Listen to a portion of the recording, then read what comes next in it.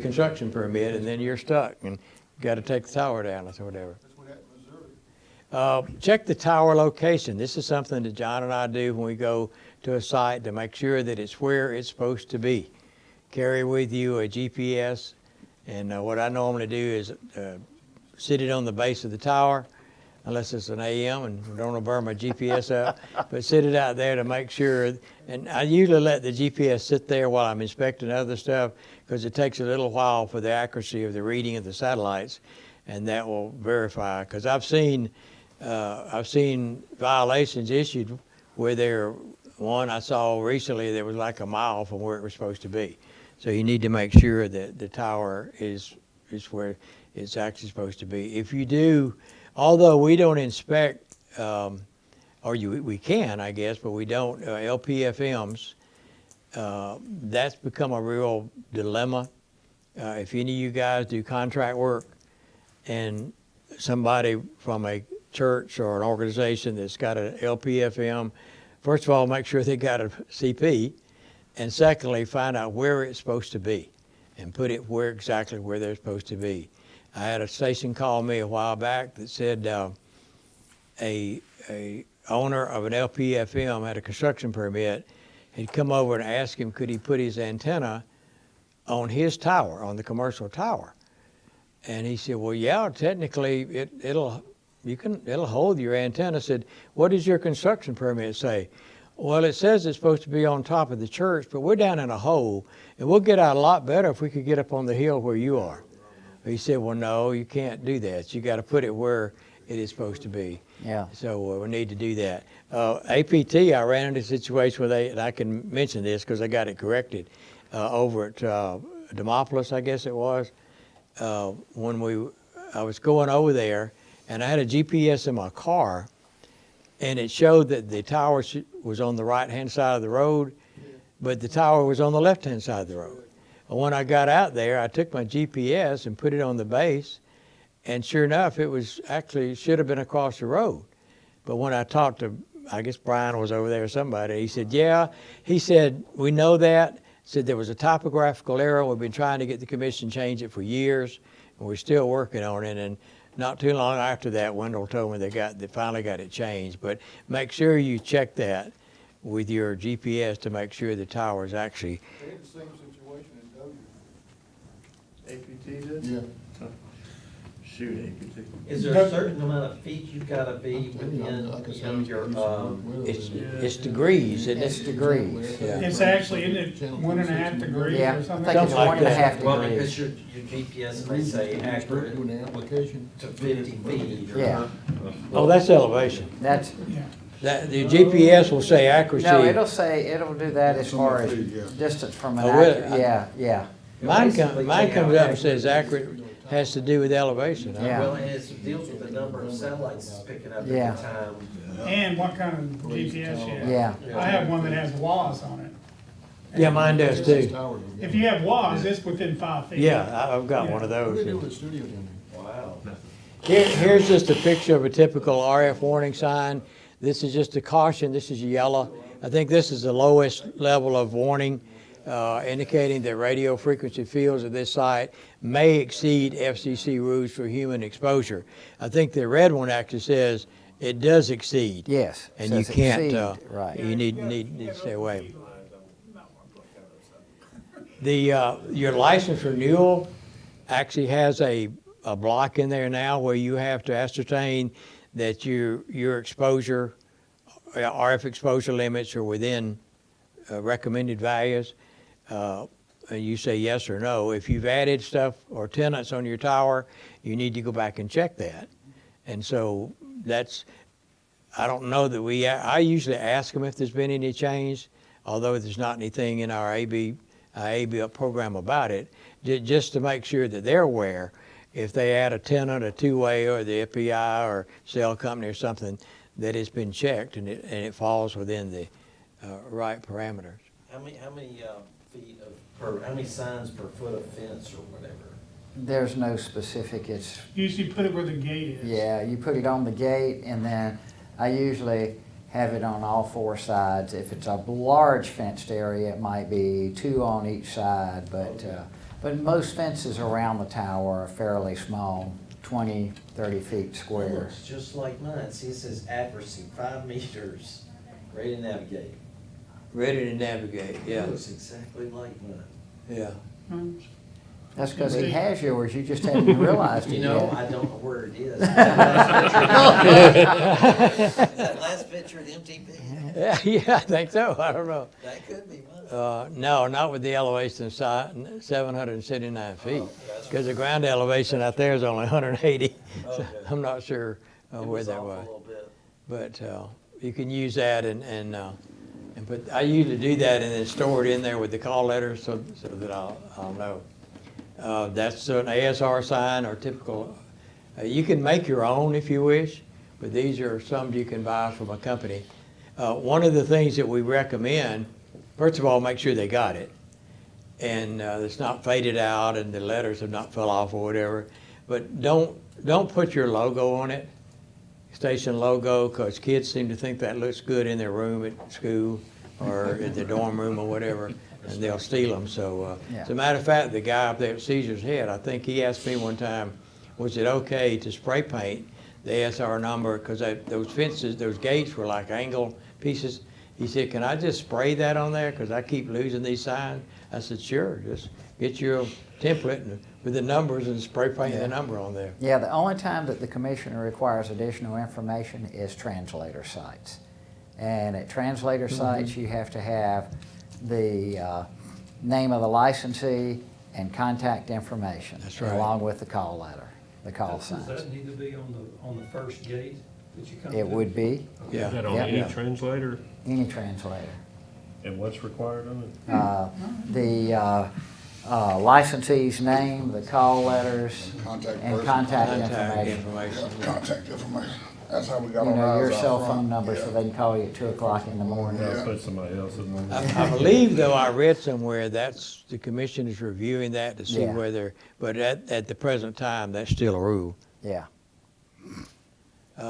Talking about AM stations and AM power measurements, when you go out to an AM and this is a typical antenna tuning unit, and quite often you'll see where the little J plugs are up there. There's one down at the bottom and one at the top.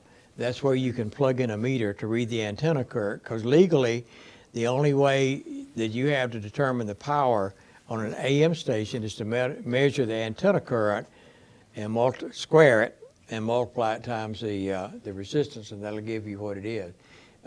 John brought up a good point last night. We were talking about it. He said, don't ever plug the meter in or unplug it yourself. Let the engineer of the station do it, because if he tears something up, it'll be on his Because shoulder. the worst thing that you can ever do, and I'm sure every one of us has done this at one time or another, is you're not thinking and you pull the J plug before you plug the meter in, so it's no connection there at all. And not only are you going to get a nice arc, but you're going to get the transmitter may jump out of its rack back in the building. But So you can plug your meter into that and then pull the shut? yeah, what would happen then? What would happen right here? That's Tom Right Scott. here, you would plug in. That's oh, a dual plug. Yeah, a dual plug. You'd plug your meter in here and then pull you pull the jumper. That's Is that correct. like an input and output power measurement? Well, Yeah, yeah, over this here. is input coming in here. This is transmission line through the network, and then the output right here. So that way, these are set up so that a lot of these ATUs actually have a shelf you can drop down, and you could put a bridge there and actually do your impedance check. Either having a J plug, or they might have a permanently mounted meter in there with a shorting, Yeah. that they have to pull the shorting out. With the knob on the front? Yeah, and Yeah, do you not, pull- again, the chief engineer or whoever's with you does that. So you don't want to take any chances, one, of damaging anything of theirs, or you don't want to set yourself on fire either by accident. I heard these meters are kind of hard to find too. Is that true? No. They're still available. They're very few and far between because everybody pretty much has gone to what's known as the delta meter, which Here's you've a got. delta There's meter the- here. Yeah. And, but that, as an inspector, if you're at an AM station, you say, well, let's go out to the antenna tuning unit and check the antenna current. Most people that have these like this leave the meter up in the transmitter building. Yeah. to get it out of the field out there with the RF and lightning and stuff that way. Even with the ones that have the plunger, that Take 'em meter's out. still out They there. leave 'em out. We take ours out and carry them inside. Yeah, they take it and put it inside, and then when you need Lightning to, smokes those things, right? oh, as a Yeah. matter of fact, here's a- Lightning, go back one. Huh? Go back one to that. Yeah, lightning will smoke any of these. Yeah, Right here is the switch low, off, and high.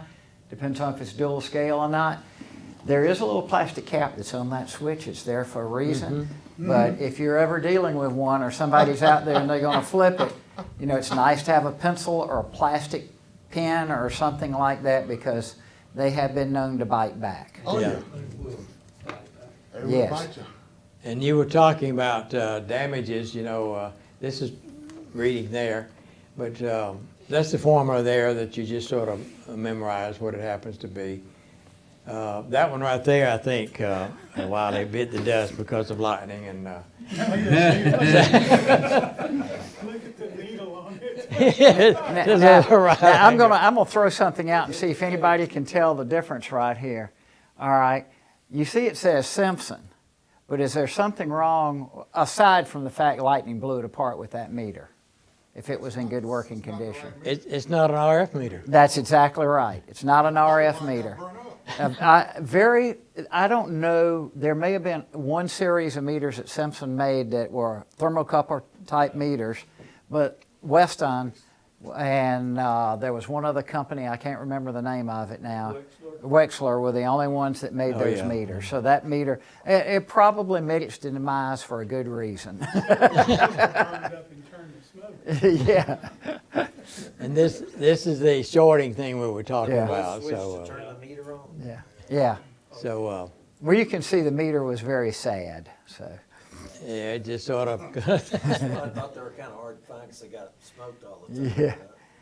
but if you gotta read that when you go to the transmitter. Now, if it is a directional, typically the meter will be in the input to the phaser because its power is being divided out to different towers. So you read the antenna current or the current at the input of the phaser, which is typically 50 ohms. It's all calibrated out to be 50 ohms.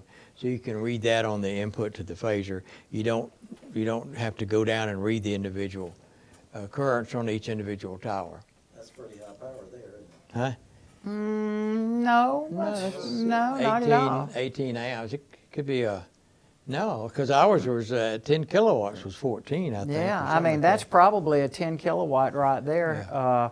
I was at one a couple weeks ago that was running, I think, 40 or 42. If 50 kilowatts will usually Yeah. run up around 39 or 40, Yeah. so. 50 we had was 32.4. Yeah, On Bonaire, on the 500,000 watt Continental, That's a big meter. yeah, it ran at 90 amps. yeah. Wow. Well, I've been at the test site, test labs at Nautel where they were testing. I think it was I can't remember. It was a little bit less than 500, and the 90 amp scale was 90 amps into a load. So that's real power. We had a dummy load out in the truck. We could go to the different dog houses and hook them up. Was this at Bonaire. Bonnie? Yeah, because they just did that transmitter. No, this is back in. Yeah, but I mean, when they was just working did a in new Haiti. one for They got down rid there. of the truck. Yeah. With a dummy load on it. Now, Portable dummy load. I have been told, and John, I don't know if you know this or not, if you have a non-directional antenna and you walk into their transmitter site and they have a line meter feeding out to the tower, out to the antenna tuning unit, if it has been calibrated with the meter, if you get the meter right at the tower and then you calibrate that to read what it's supposed to read, then you can actually use that as long, because if anything happens out at the tower, then it's going to throw this one off too. Yeah, Have you? that's correct. And going way back into AM, it was very common, especially at stations that operated from their AM sites. They would have a remote meter in the building because you'd have a meter panel.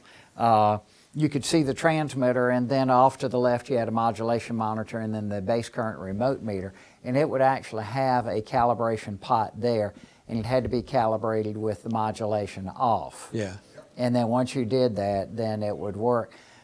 Delta still manufactures those meters, the remote meters and the panels, and they are still available. Now, the nice thing about it, in the true panel, you would have, can you flip back a couple of, 2 more or 3 more?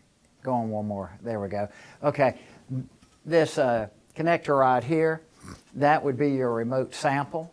And in that connector, there's a relay inside this unit, and you could set up a remote switch. So just like this switch here, when you turn it on and off, you could turn the remote on and off, and that way your meter's not staying on at all times, because you really don't want to leave any meter, I don't care how good it is, on 24 hours a day, because there's always a chance of lightning and other stuff killing it. Those meters right there, just as a ballpark, to give you an idea, you're looking at about $1,700 to $2,000 for the transformer and the meter itself without any remote panels. So, but that's how they would do it. Even in the old days when we had the Weston meters, you would build a box. It was a single tube rectifier box, and you'd set up with a calibration point back in the building and have a remote meter identical to the one you had at the base, and then you'd have somebody go down there and you would hit the plunger, turn it on, calibrate both the meters, and then you could switch this one on and off remotely and check the meter readings on it. You were also, at one point in time, supposed to be able to read that remotely on your remote control, but that's since kind of gone by the wayside because no transmitters read that. They either read 100% or the actual power level and that kind of thing. So, but they do have to have a base current meter, and it needs to be checked on a regular basis. These can go bad. You can actually have lightning problems in these. Usually the diodes go in them. You can actually look where that the coax or the feed line goes through that transformer there. Yeah, this is Teflon right here. And if you suspect it or you look at that and you see some little smoke areas around that Teflon, you can expect that there's some, because I have seen them damaged like that for maybe a big surge and I'll mess them up. And the impedance of these things, I saw one time that had changed, the impedance of that transformer had changed, which threw the meter off. And you could bridge that coil in there, and it would be compared to new, and it was a different amount. Yeah. So they're about $400 or $500 for a redo, unless it's something really serious. but some way or another, you have to have a way. You don't have to monitor it continuously, but you have to have a way to verify that you're operating in accordance with your station license, and this is the only way that you have to do it. These are by far that comes complete with rat droppings and stuff that way, so no problem. So is base current not required remotely anymore on remote control? Technically not. I still like to see it, but it's one of those gray areas that you're supposed to monitor your base current at all times. So, Yeah. The other thing too, talking about transmitters and why the base current meter is so important, and an accurate base current meter, is you can change the metering on an AM transmitter to read anything as well too. I mean, if you go look at BEs, for example, there's a calibration pipe that if you really truly want to set up the transmitter for the right power, you put it into a known quality dummy load, and then you set up an operating impedance bridge and set it on frequency, and away you go. And you can sit there and you can show that meter. It could be 5 kilowatts, 6 kilowatts, 4.5, whatever you want. So just remember, all things can be suspect. That's right. If you're directional, if the station has more than one tower, they're directional. This happens to be one that's an antenna monitor that's got 3 towers, 1, 2, and 3, and you can adjust, you can read the phase angle of the signal. What makes a directional, and those of you who have directionals know how they work, you adjust the amount of power going to each tower and the phase between the tower of that signal. And so this gives you a way to actually check that. Here's one that has 12 towers. Now that's wanting a radio station bad, because the expense involved just in the real estate to put 12 towers. The relay. Huh? And the relays you have to replace in the base. Oh, yeah, yeah. Here is one of the new digital, which is the same as this one here, but it's a digital readout. I think this one here at the bottom, that's a critical array. That's critical array, when you- and that was the add-on unit was the next step to The fully digital. the fully digital. Some arrays are what called critical, and their pattern has to be really tight and maintained because the reason you go directional is not to increase your coverage, just like on an FM, but it's to protect other stations. So if you really got a critical null that can't vary at all, hardly at all, then they put this in that will actually make it read. These meters, this series at the top with the analog meters, and they made a version of this where they took out the analog meters, put digital meters in, basically are no longer supported. And so everything's going to the fully digital. They've gone to this one They've here gone to now. this one. And there is one other manufacturer, I don't know if anybody's got a directional that uses, of course, this is the Potomac, and then there's another one manufactured by Gorman Redlick. And that seems to work fairly well as well. Probably So, cost about $4,000. I'm sorry, The box cost about $4,000. that box, No, 12,000. it's more like 12 to I 15,000. started to say it's about 12. Yeah, You must not want one. yeah, Gorman Redlick is around If 6,000. you say Gorman, he always Yeah, steals stuff. but no, that's, I did a 3-tower recently for a station, I think it was around $12,000 or $13,000. I think the last one I saw was like 12,900 and something. Yeah, dollars. it's not pretty. No, it's not. But this is very specialized equipment.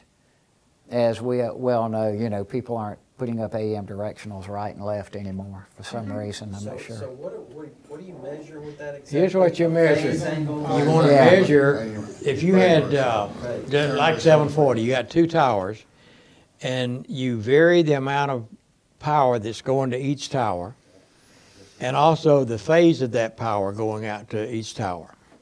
And here are the limits. The current, the ratio of the currents going to each tower has to be maintained between plus or minus 5%. What these meters do, go back to the analog, what those meters do, this one over here is actually measuring the loop current from that particular tower, and this is measuring the phase angle. One of the towers in the array, and sometimes you have different towers for different patterns, but one of the towers will be a reference tower. So when you select that, this will read 100%, this one will read 100%, and that will read 0. That's your reference of one tower. Then you flip over to the next tower, and it'll show you the ratio of the power that's going to that second tower in relationship to the reference tower. Then we'll also show you the phase of the signal going out to that tower relative to the one that's your reference tower. The one there at 740 that you've seen out there, I think the ratio was like 0.89, which meant if I fed 1 watt to the reference tower, I was feeding 0.89 watts to the other one, just using numbers. And then the phase difference was like minus 99 degrees. So the signal was retarded 99 degrees going out to that tower. That, in combination with the spacing of the tower and the azimuth of the towers, is what makes the pattern.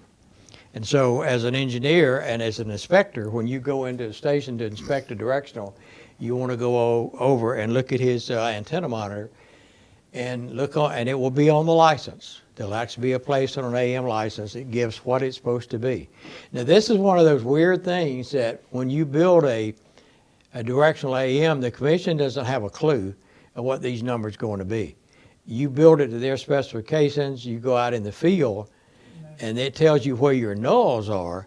Once you get your nulls in where they're supposed to be, then you go back and read these numbers and submit that on your license form, because they don't know, what that's going to be. And that's actually on your line. We may look at an AM directory. Did y'all look at one this morning? No, we did An AM not. directory. We may look at that if you're not familiar with it. And it's got a loop pickup, how is Well, that? in the Well, olden days, there were. There were loops. Now they use the toroid transformers just like the base current meters do. There's one of those stuck in there. Some of the older towers still have the loops on them. Yeah. that picks up the current, picks up the signal, but the newer ones have one of those toroids that feeds it back. The sample line that goes from that tower back has to be phase stabilized, has to be so that the readings don't change. They have to be accurate Well, back they there. compensate for it. Yeah, Yeah. Now, the sample line doesn't go to this, though. Yes. Yes, That's what the yes. sample line feeds. it goes from the transformer or the loop that would be at the tower all the way back, directly hooks to that meter. On the back, you'll have, well, since this is a 12 tower, there would be 12 connections on the back of that, one for each. Yeah. For some reason, I thought it was sticking up in the field like 30 feet away or something. No, That'd be this is too actually easy. mounted in the transmitter. Yeah. And, but when you inspect the station that's the directional, you look at that first, and then make sure that the current ratios on their license falls within plus or minus 5%. But look at the license, because there Yeah. are licenses that might say plus or minus 2.5% for current ratios and plus or minus 1.5 degrees or 2 degrees. It can vary in what they call a critical array. Yeah. These are the numbers for a non-critical array. Right. You should keep the ratio of the tower, regardless of the number of towers you have, 2, 3, 4, 5. The ratios need to stay the same in ratio to the reference tower. Right. So in a non-critical array, you got to stay within plus or minus 5%, and the ratio, the phase has to stay within plus or minus 3%. If you go out of that tolerance, then you're actually supposed to reduce power, or actually go out in the field, really. Yeah, and check Go out your- in the field and measure the monitor points, and if you can't figure out what the problem is right off the bat, you need to lower power to get your signal, because the commission will tell you at this particular point, on this particular azimuth, the maximum signal you can have at that point is so many millivolts per meter. If you exceed that, then you got to pull your power back in till you can figure out what the problem is. Now, is that phase controlled mainly by the phaser? The phaser control. Yes. In the main building, Yeah. not necessarily the ATU? No, there's That's correct. nothing that the ATU adjusts that. It's all in the main building. It has to be in the power before it leaves the building, Yeah. gets to the ATU. Right. It splits the signal out in the phaser and feeds it to the tower, and all the adjustments are made up there.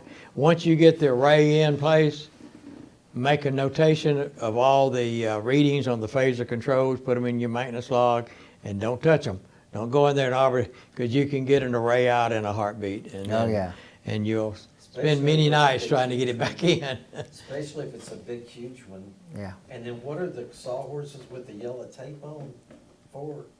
Oh. This one pushed them. What he's talking about, at the site in Montgomery, our phaser was not in a cabinet.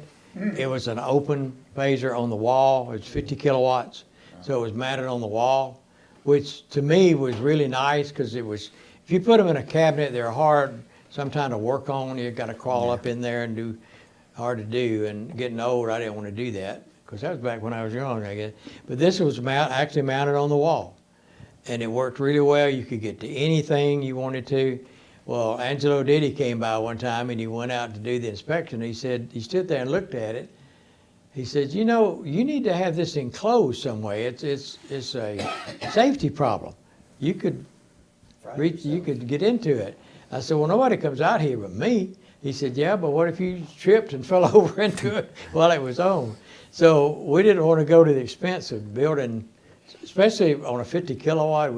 We first thought about putting a chicken wire fence, but it would be hot with RF right up against the phaser. So we went down and got some sawhorses and wrapped that yellow and black safety tape around it and made a little barricade.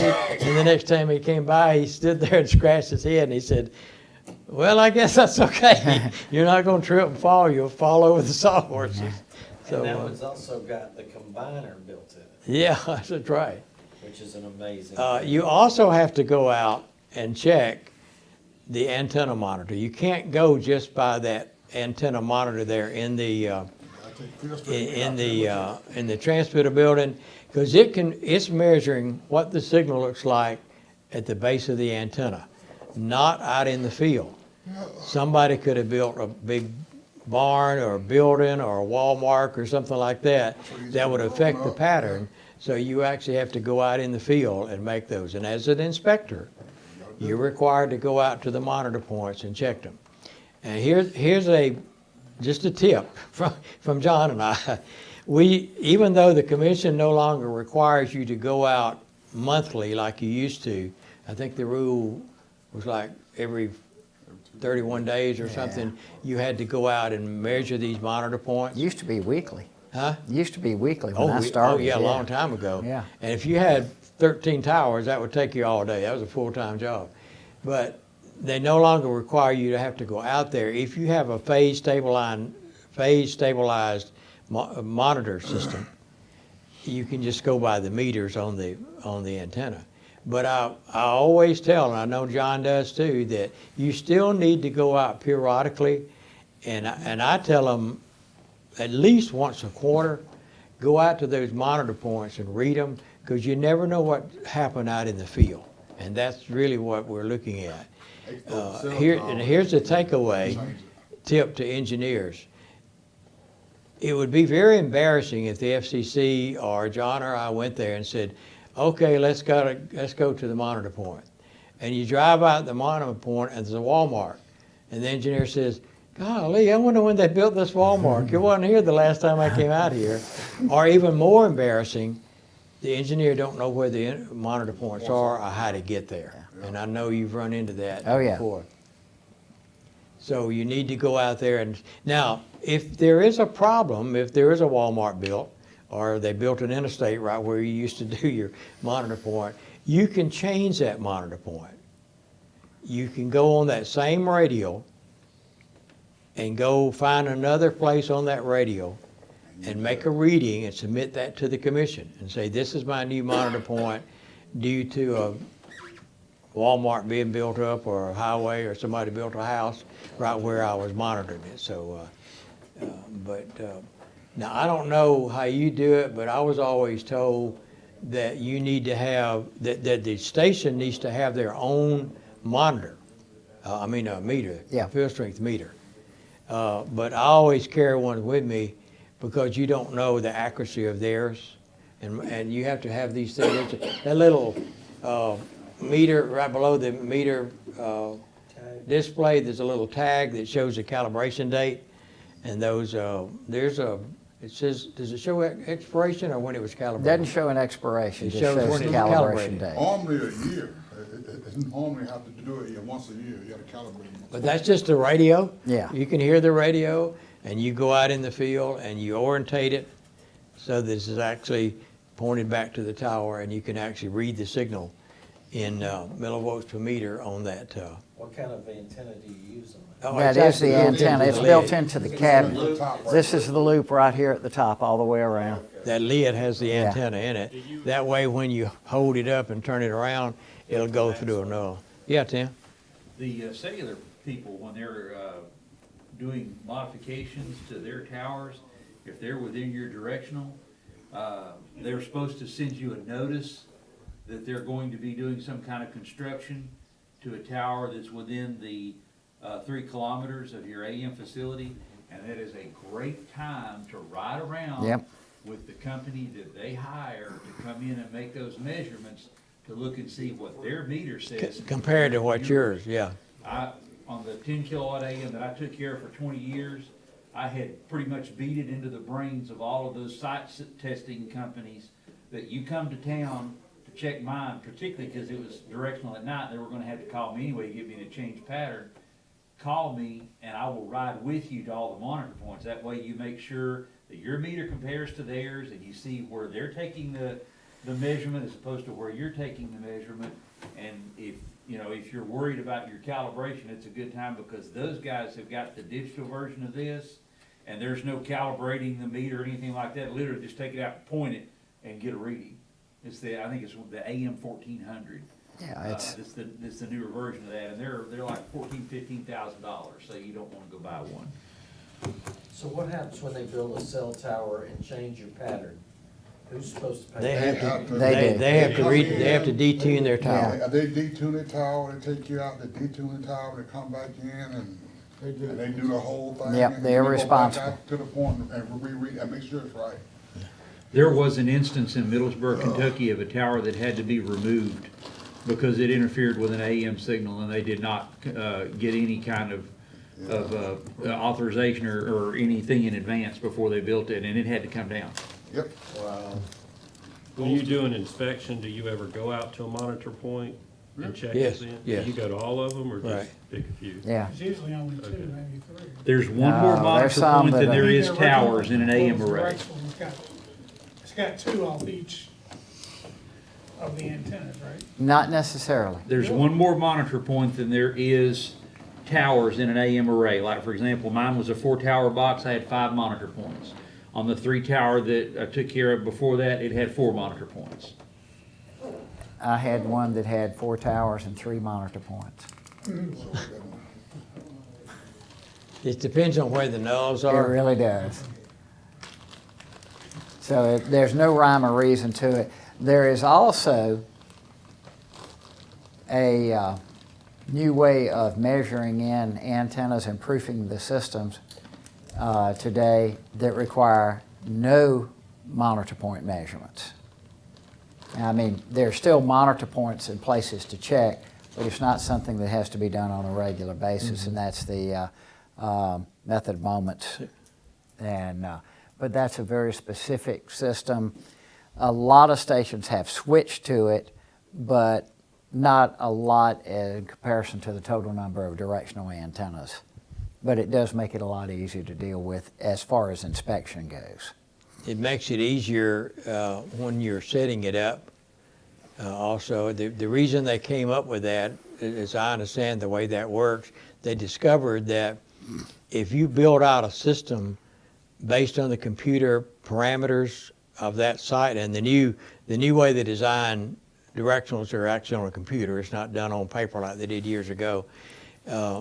You actually do it on a computer, and it will tell you what the distance between the towers, the azimuth, the height. They take all that in consideration.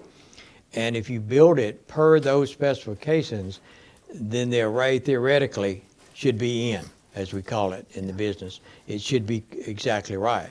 Then the old days before that, when you built one, and any of you have been involved in building one, it takes forever to go out, because you have to go out like 20 miles in 8 directions and make measurements to see how it is, and then you got somebody back up at the transmitter side, and you go out to the nulls, and I know it took us several days. We just sit out there and wait for the guy to make adjustments, then we'd read it again and move around to get the null right where it was supposed to be. But the MOM method is, theoretically, if you build it per the recommended parameters of the computer, then it should fall right in. Now, I think they still require you initially to make a few selected measurements to prove that it did fall into array. So it's a pretty neat thing. Hooray for computers on that, I guess. Yeah. But That and analyzers. But it doesn't really take into account what's going on out in the field, so it may or may not fall right in, but I guess most of them do. Check for procedures. This is a good one, and stations get gigged on this quite often. If you have an AM which changes power or patterns at night, you may drop to a lower power, or you may go from non-directional to directional. Make sure, and I always do it, I'm sure John does too, find out from that engineer, how do you verify that your site, your transmission system made that switch at the appropriate time? There's nothing gets under the commission's air than operating with daytime facilities at night. They just don't like that very much. So you got to make sure that you switch. Now, how you go about that is up to you. Something you can have it send you a text or whatever, just to make sure that you did go directional or you did lower your power the way it's supposed to be. Even if you do in post sunset or something like that, make sure that's dropping down. Biggest problem I've run into are remote control units that their clocks are off. It's everything had been programmed properly, but the clock is off. And if an operator is confused, I've seen guys say, "Oh my gosh, I've got to go change it for daylight savings time, and then I've got to change it back after daylight savings time." just leave it on standard time year-round. You don't have to worry about it. But do see that they're checking the clock on a regular basis, because if they're not checking the clock on the regular basis, it could be off. And sign system unit, or one in particular, they seem, even with the UPS, they seem to get off. So once a month you ought to have the operator in check that he's checking, just to be sure his time on the clock is correct. You can send them MTP, so. Yeah. So, They don't but even would use you them anymore. changing every day or or once a month about what you consider daylight or? Yeah, once a month. FCC. Once a month. It's specified in the license. Yeah, it's actually on the license, and it's been the same way for 100 years, I guess. That's right. The sunrise and sunset has been on that license ever since AM began, so you set that up and all.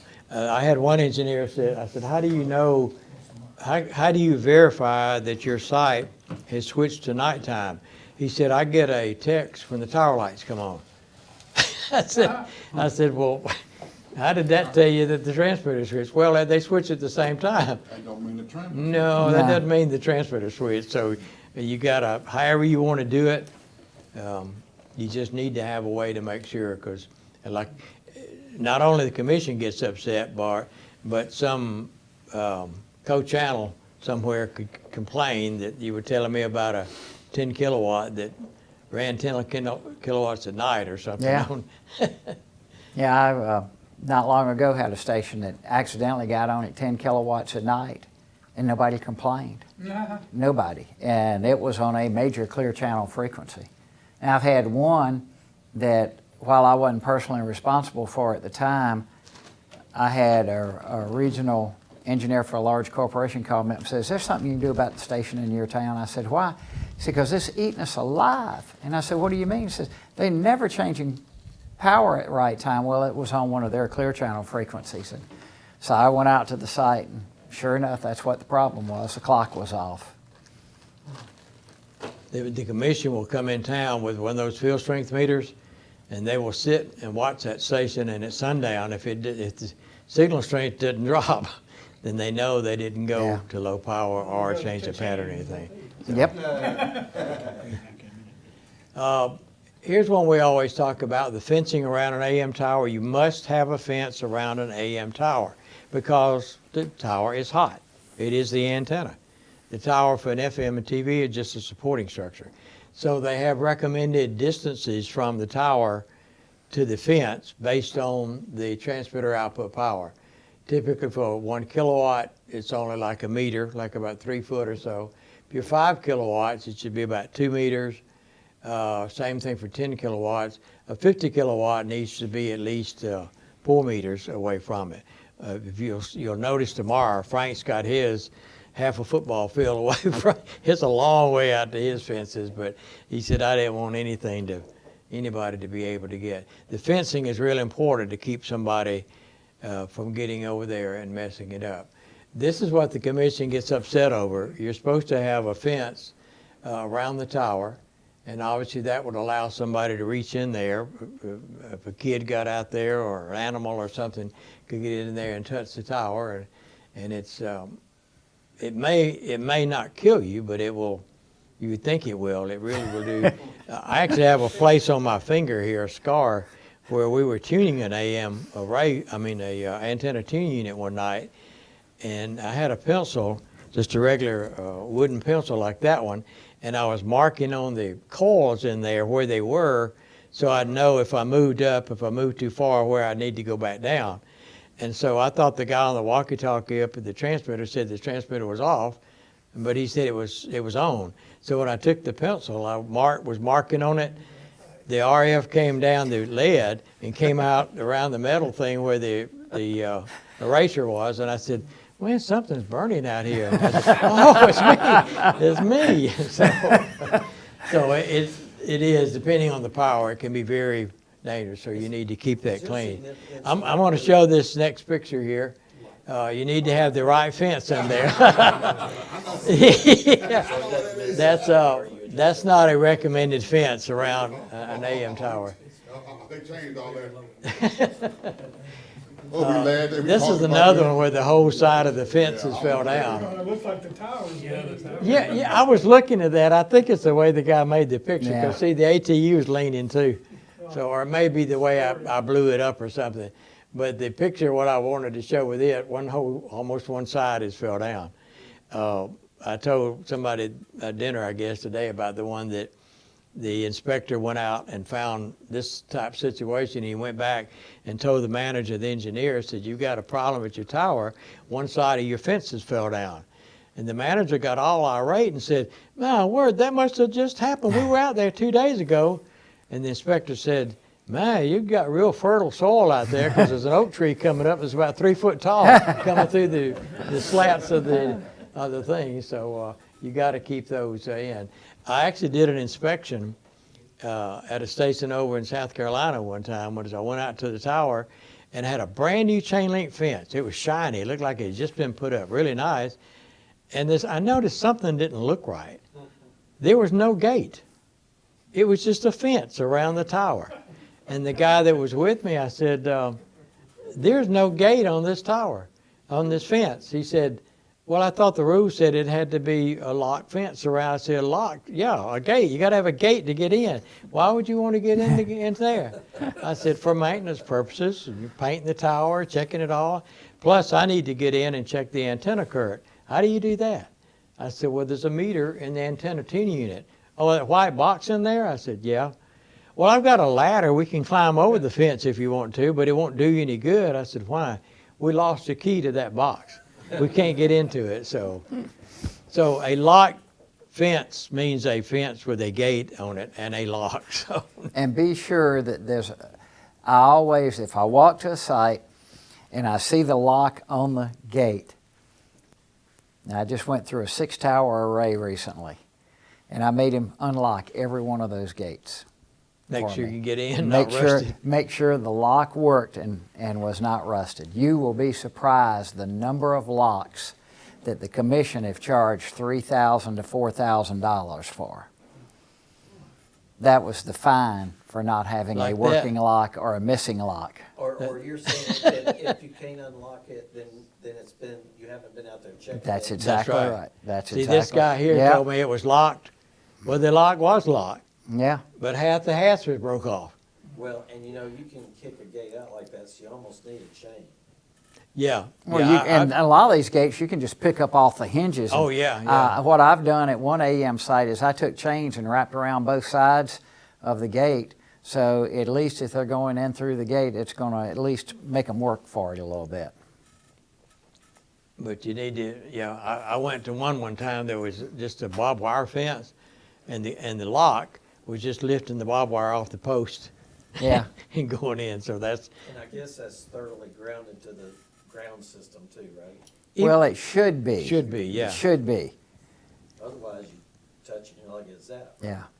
Yeah, depending on the power. Most Yeah. people use wooden, especially around a high power, because you can actually get arcing where the fences elements cross over, but one that's around a high power, they'll have each post grounded. Yeah. Sometimes the wires run up through the chain link Yeah. and clamp to that. Mm-hmm. Oh, yeah, yeah. I had a station I was helping with in Louisiana, and the previous engineer had put a cattle fence around the top of the fence. Just a regular cattle fence. Cattle fence around the top, because it was a short Yeah. fence. But he put 3 rows of cattle fence around the top, and that was his, how to keep people out. He had it turned wide open. I mean, it would knock your teeth loose. Oh, yeah, I bet. That's crazy. That's crazy. High voltage, he had signs that high voltage. Well, I mean, but even if you've got all your signs and your barbed wire in place and everything, somebody climbs over that, climbs up the tower, jumps off or whatever, they still sue you. Well, of course. We So you can't had blame them for trying to put Yeah, electric fence around the. we had a razor wire on ours, and somebody climbed over the razor wire, and Yeah, I took a ladder and Yeah. put it across the razor wire. Yeah, we had that up there at Mount Carmel. FM power measurements, we've already talked about that. Here's a watt meter, but this watt meter has to be calibrated with its through line section. And it also to be accurate, it has to look into a 50 ohm zero reactance load. And if your antenna is not exactly 50-0, then the watt meter may or may not be corrected. The actual, again, we use efficiency, plate current times the efficiency. On solid states, although it's not called plate anymore, Yeah. supply voltage and supply current and whatever the efficiency. Lots of current versus voltage. That's right, really low voltage and really high current. Yeah. There's a voltmeter and plate current meter, you've all seen those. Multiply those together in the efficiency. I put this up here just as reference. This is something we don't normally look at on inspection, but if he has the means to look at it, it just verifies that everything looks right on his transmitter. These are the digital sidebands over here on an HD station, and that's the analog carrier there. And if something really looks weird over here, you can bring it to his attention. We wouldn't count off on his inspection unless it's way up too high. Yeah, and most of everything. the problems you'll find are going to be right in this area here, The mask. depending on the transmitter on the mask. Yeah. You've got a mask that you have to stay within out here, just like television has a mask and AM has a mask, so there's actually one for this as well. Sometimes you'll see these, and I think there's one in Birmingham running asymmetrical. One side is high and one side is low. That's now something legal with the commission. So if you look at something, you see one lower than the other one, that's actually to protect somebody on the other, either up or below, so. So, best I remember, when you go digital, you can toss your analog modulation monitor. Is that a true statement? No, It's it's still. always No. reading high. Well, they do make digital modulation monitors. There are 3 or 4 manufacturers out there that do make monitors that will measure both the analog and the digital carriers. Technically, an analog modulation monitor could have some falsification of readings in it. The transmitters that have built-in mod monitors for their exciters are typically usually analog and fairly accurate for setting everything up. But if you want to do it properly, you would have a ABIP accepted modulation monitor there. Bellar makes one, De Sequera makes one, Deva makes one. I think those. Does Innovonics make one? I'm sorry? Innovonics don't make one, do they? No, they make analog only. Yeah. Yeah. But that's just something to view. Real quickly, we'll run through the rest of these slides. This is what television stations use most often. It's an Agilent power meter. It's plugged in actually when you read it. And I've run into a couple of cases where they didn't do it right. You take this cable here and you got to loop it back to the unit to calibrate it to eliminate the loss in the cable.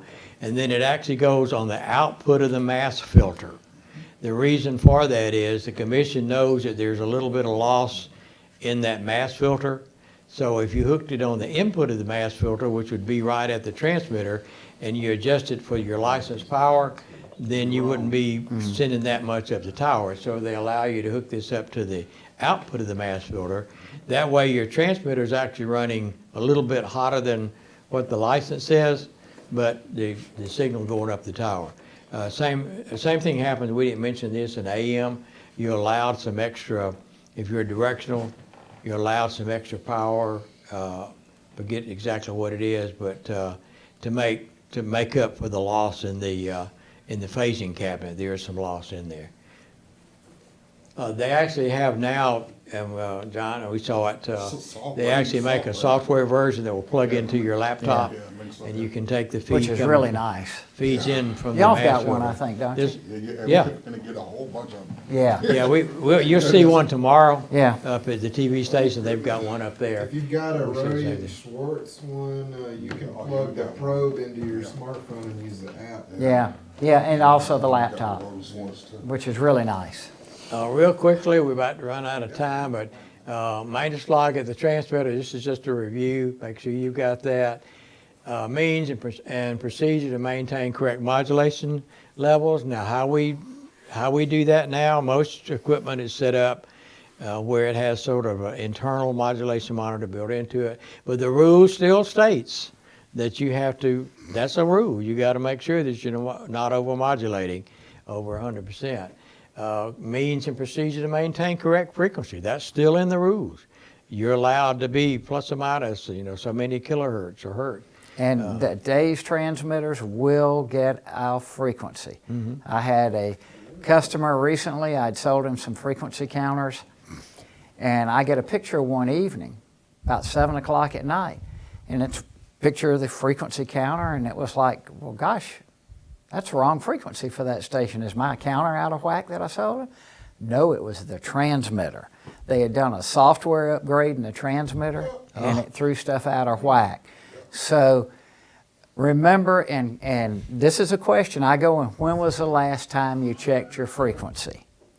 Because we just assume, hey, it's all solid state today, it's all software, it's super accurate. Phase loop, lock loops. Yep. That's why you don't have a glass. It will happen. So In television, you don't have a carrier anymore, but you have a pilot, and that pilot has to be checked Yep. for correct level and correct frequency. Stations that normally have people come in once a year and sweep their TV transmitters, that's done for them, because most people don't have the equipment to actually read that carrier and the pilot and all. This is something I just came up with that I think is very helpful. The traits of a successful inspector is have excellent organization, keep all your stuff together and organize your trips. Don't get them too scattered all over the state. I try, and John does too, when I do an inspection, try to schedule several in the same area.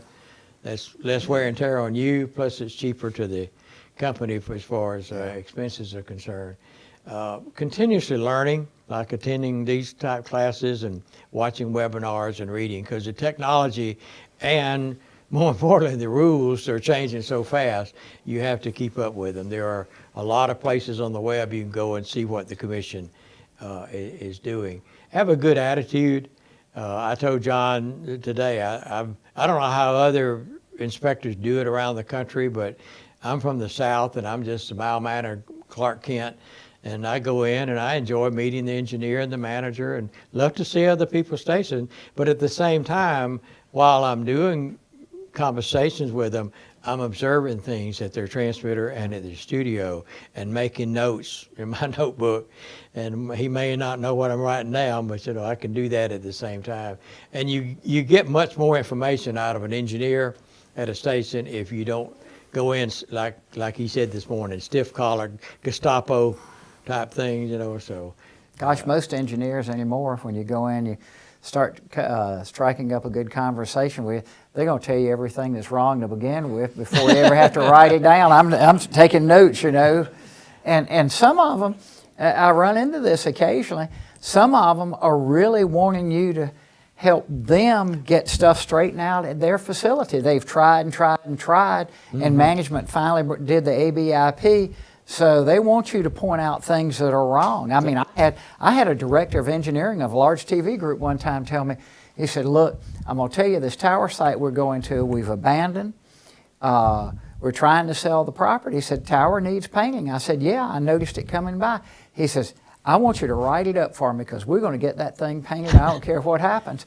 And about 3 weeks later, I drove by there again, and sure enough, it had been painted. They only painted the outside of the legs so you could see it from a distance, but they actually spent the money to get it painted. He'd been trying for 2 years. So those are the kind of things, if you go in with a good attitude, you'll have. I've had that happen with getting the grass mowed at the AM site or transmitter site, and the engineer says, the manager keeps saying, can we wait to the third quarter? Billing will be much better in the third quarter. Well, no, if it's hit high, you can't get to the transmitter, you got to mow the grass down, and so do like that.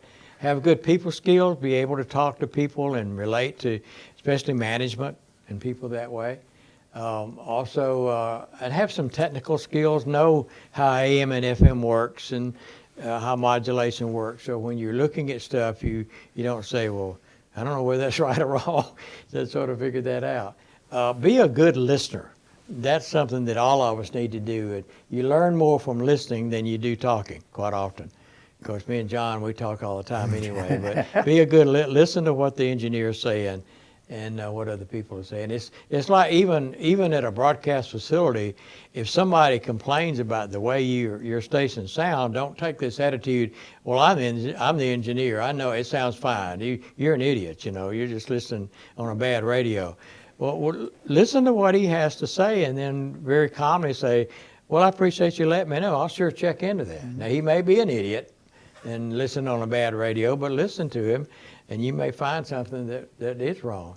Documentation is very important. I know when we get back off the road, John does the same thing.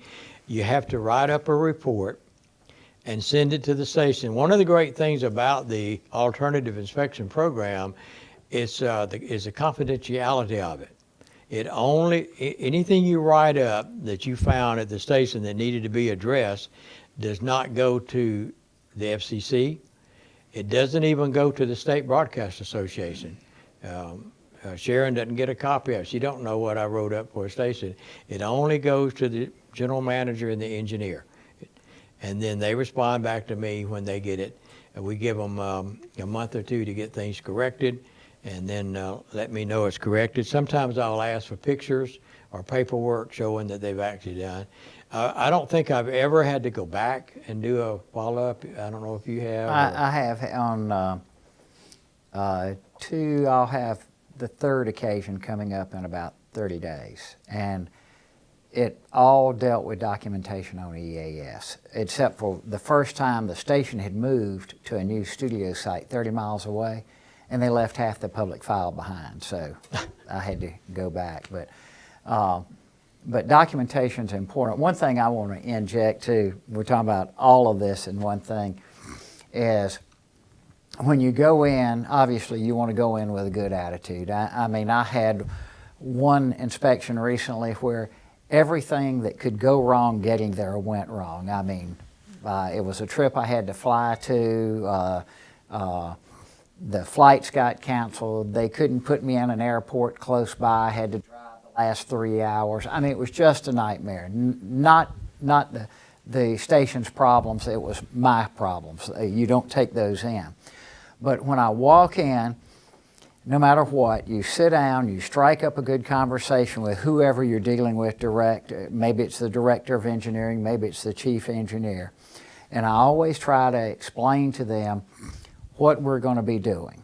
And I kind of let them pick and choose, because Charleston, South Carolina for an inspection is going to be different than Atlanta, Georgia, or Montgomery, Alabama, for example.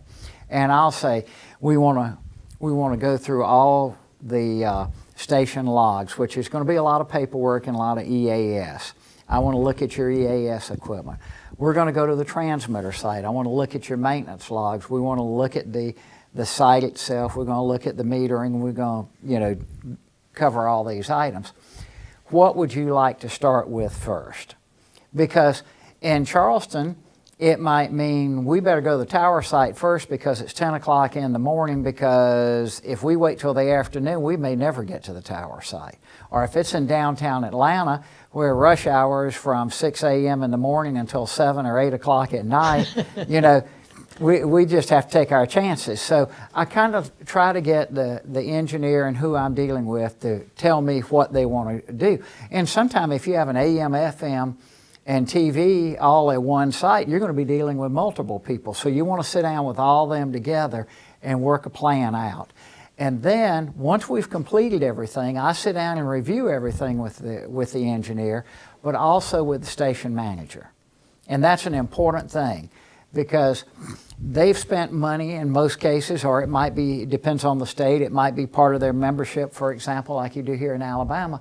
But you're doing a service for them, and they're very concerned about keeping their license protected. So it behooves you to sit down with the manager as well as the chief engineer, preferably together, and go over all the things that you have found, what your recommendations were, and then you get back to your office, and then you follow up with a full written report and suggestions on when they need to complete stuff that you found wrong, or there may not be any issues, and a certificate is all that has to be issued. But it's all about relationship at the site. And in the process, like Larry said, we meet great people. We have a lot of fun. occasionally get in some good barbecue, and it's a very rewarding experience for everybody that's involved. That's the way we like it. And the engineer might get some money if you go talk to his boss at the same Well, sometimes that happens. I mean, but we don't look at it that way. I'll just walk through some pictures here, just real quick, like just to develop good engineering practice. And this is sort of to help the engineer. This is a great little saying I heard. Andrew Shep, who is one of the top mix engineers in the country, he mixes for Metallica and he did with Michael Jackson and Red Hot Chili Peppers, all that. But he did a speech and said, "It's what comes out of the speaker that counts," and that's actually or what comes off the screen as far as television is concerned. So everything that you do in the station ends up, once it comes out of the speaker, or once it comes off the TV set, there's nothing else you can do. I mean, so you got to do what you can to make it right there. Who's the guy in that picture? Who's the guy in the picture before that one? That was me in my younger days. Was it really? No. Yeah. These are some just funny pictures we found across that will help you. This is not the proper way to hook your AM antenna tuning unit to the tower. Huh? Yes. It's even painted. That's a pretty neat there. We're talking about growing up sites, and I actually. I don't count off, I guess, as far as for certificate, but if I run across something like this, it would really warrant talking to the engineer about it. You can't even get to the door. Stuff like that around the guy anchors, and this is where you can be influential or maybe effective, helping him to do better. Not saying that he's doing a terrible job, although that's not very good there, or that one either. But just you can do it in a reverse action, a reverse way where you're not really getting on to him, but just make some suggestion to him. There's another side that's grown up real bad as well. This is what what he was talking about is although that's not part of the ABIP program, it's a safety thing. So make sure that they. We're looking at capacitor in the bottom left there, whatever that is. Yeah, I don't know what that is down there. I'm with not the sure either. Thing. Wiring, and I've been to the stations, where it's like that. I put a satellite dish in for Auburn Network at some little station, and the back of the rack looked like a waterfall of wire. And the board op said, "Don't knock us off the air while you're working back there." I said, "Well, I'm just putting in a satellite dish. I'm not doing anything." So I pushed the receiver into that, and he come rocking back there. "Did you knock us off the air?"